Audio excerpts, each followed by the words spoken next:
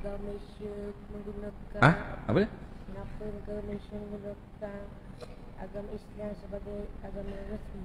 Okey, terima kasih. Kenapa negara Malaysia menjadikan Islam sebagai agama rasmi? Okey. Dia kena faham pertama, kena faham satu benda mudah ya. Negara Islam dengan negara umat Islam. Okey? Kena faham situ je.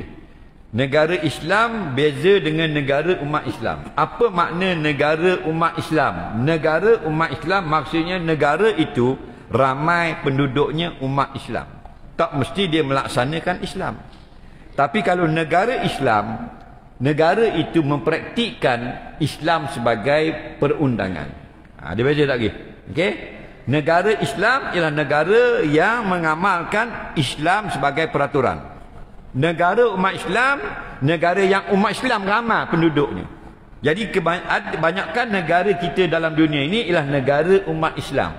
Mesir negara umat Islam, 90% Islam, tapi tak mempraktikkan Islam dalam negara. Nak mempraktikkan sekular. Syria sekular. Jordan sekular. Nah, Lebanon, nah, walaupun 60% orang Islam sekular. Itu negara umat Islam ramai. Okey? Kita ni negara umat Islam ramai yang sedang berjuang untuk menjadi sebuah negara Islam.